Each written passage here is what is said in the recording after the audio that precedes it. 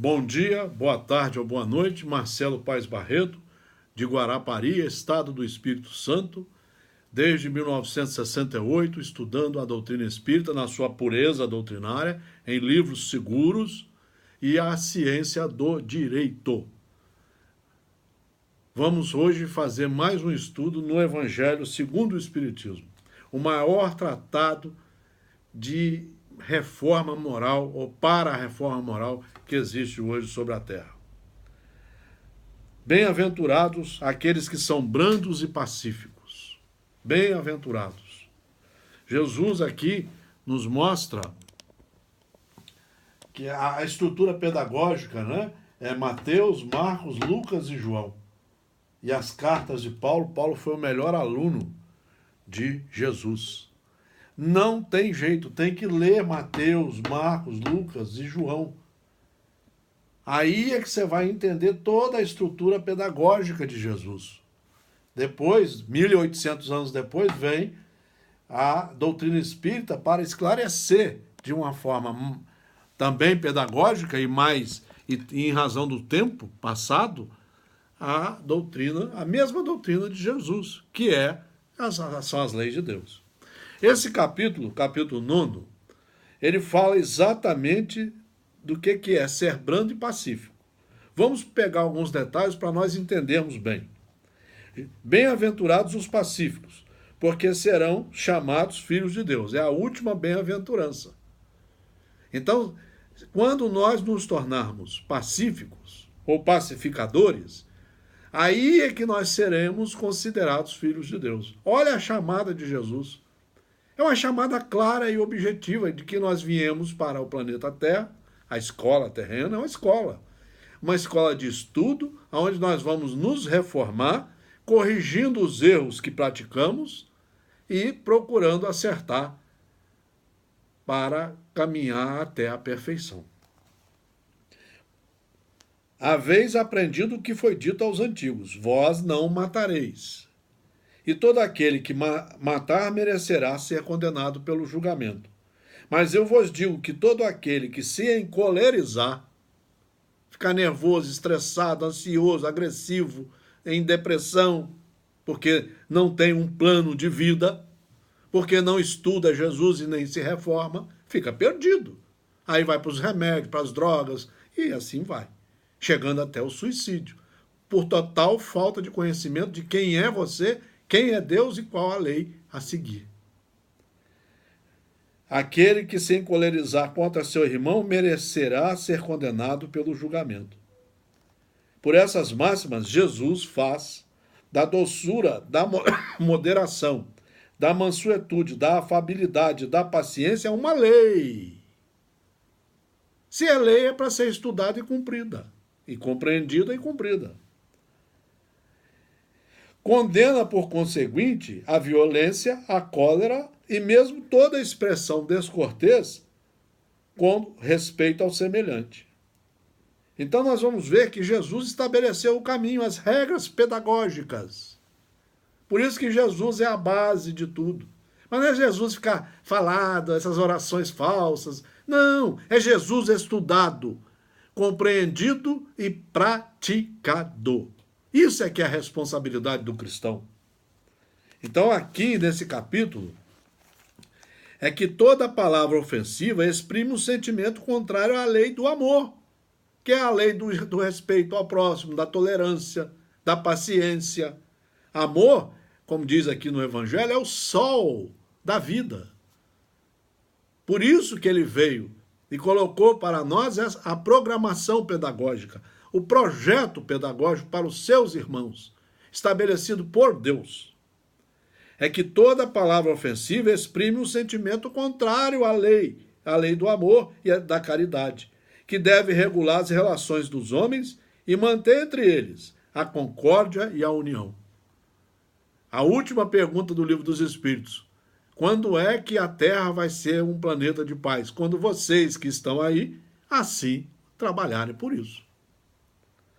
Que é um insulto à benevolência recíproca e à fraternidade, que entretém o ódio e a animosidade. Enfim, que depois da humanidade para com Deus, A caridade para com o próximo é a primeira lei de todo cristão. Isto é que é reforma, é estudo. Estudo é isso, é estudar como fazer. Aqui não tem negócio de mediunidade, não tem negócio de atendimento fraterno, não tem negócio de sonos, sonhos, as curas de Jesus. Não, é estudar e se reformar. Você tem todas as faculdades e as ferramentas para fazer isso. Jesus foi muito claro, está lá em João. De dentro de vós sairá uma água cristalina. O que é essa água cristalina? É a nossa reforma moral. De dentro de nós só vai sair bons pensamentos, bons olhares, boas palavras, bons ouvidos, boas mãos para trabalhar pela fraternidade, pelo equilíbrio social, pela humanidade respeitosa, fazendo tudo, só fazendo com os outros o que gostaríamos que fizesse conosco. À espera dos bens do céu, o homem tem necessidade dos da terra para viver. Somente lhe recomenda não ligar a estes últimos, os bens da terra, mais importância do que aos primeiros.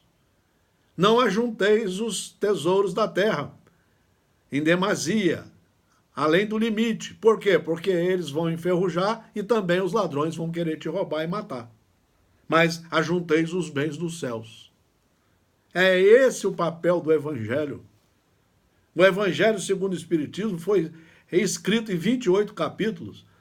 Não é só para os espíritas, não, para todas as religiões. Porque ele veio para ajudar a nós entendermos melhor as leis de Deus. Só isso, não é para chamar ninguém para a nossa religião, não. Não é para encher os nossos auditórios, não. É para colaborar com o mundo na compreensão das leis de Deus.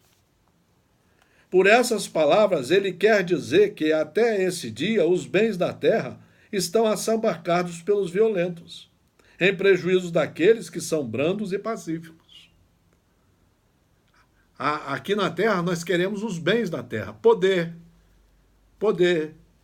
passar uma imagem que a gente sabe tudo, que isso são os bens. Escrever livros água com açúcar, sem base no evangelho, vai dar dinheiro, vai dar fama. Nada disso você carrega no seu caixão. Você carrega as suas obras morais, que se forem negativas você vai pagar caro e vai ter que recompor todas elas nas próximas encarnações. Então aí entra o supérfluo, entra o egoísmo, a vaidade, a inveja. Quando a lei de amor e de caridade for a lei da humanidade, um dia vai ser. Está lá no Livro dos Espíritos todinho explicando esse processo. No Evangelho segundo o Espiritismo, nos primeiros 4 capítulos, explicando o plano de Deus para a Terra. E depois mostrando como nós trabalharmos para conseguirmos esse empreendimento.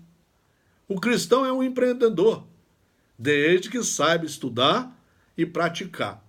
Todo aquele que ouve estas minhas palavras e as pratica, Jesus é que falou isso. Ouvir é estudar, é compreender, é entender, é assimilar, aceitar e praticar. Quando a lei de amor e de caridade for a lei da humanidade, não haverá mais egoísmo. O fraco e o pacífico não serão mais explorados, nem esmagados pelo forte e pelo violento. Tal será o estado da terra quando, segundo a lei do progresso e a promessa de Jesus, ela tornar-se um mundo feliz pela expulsão dos maus ou pela reforma dos maus. Nós poderíamos estar ajudando os maus a se reformar. Em vez de cuidar dos presos, nós deveríamos estar cuidando dos que estão nascendo para educá-los, para mostrar para eles o que vieram fazer, como é seguir a lei de Deus, quais são os princípios que cada um deve ter e os freios que devem ter. Esse é o estudo do Evangelho, que é o mesmo do direito.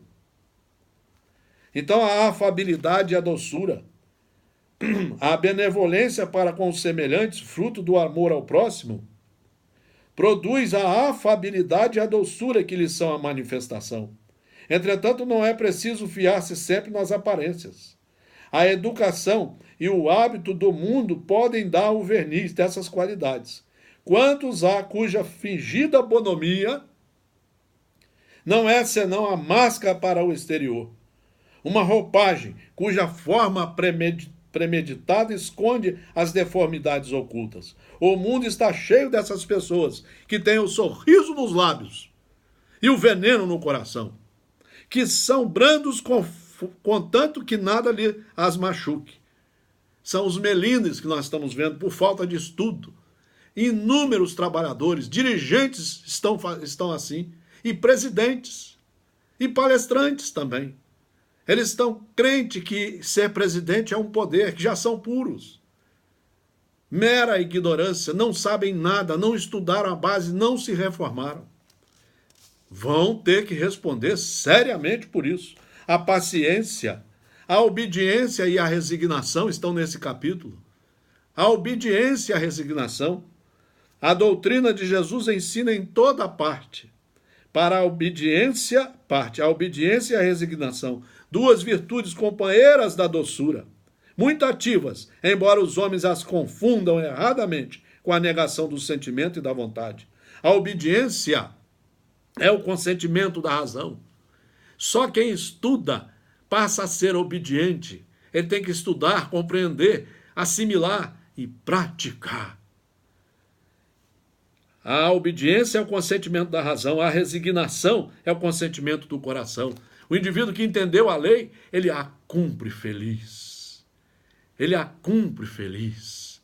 Ele vai passar a trabalhar para tirar de dentro dele, do jardim do coração dele, a cólera, o orgulho, a vaidade, o ciúme que a gente vê nas pessoas, a inveja, meu Deus. Precisa ser muito trabalhada. Só o estudo do Evangelho faz isso.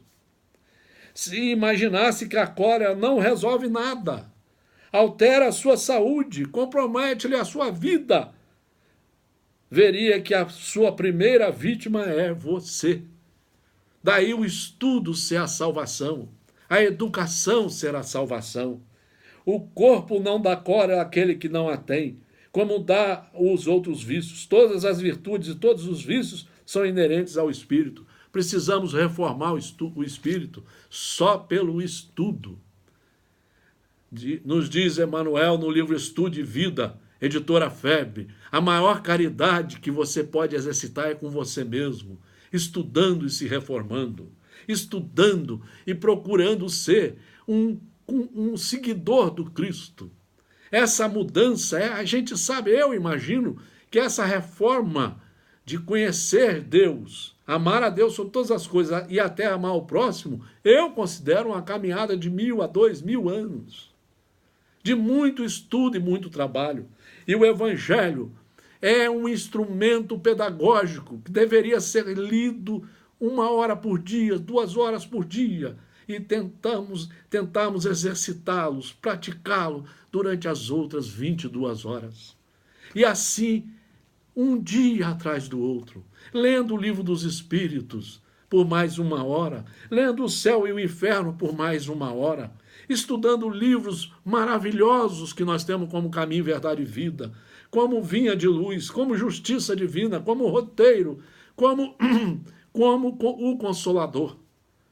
Meus queridos amigos, muita paz, e fora do estudo não existe paz. Fora da reforma íntima não há paz. Um abraço a todos. Marcelo Paes Barreto, Guarapari, Espírito Santo.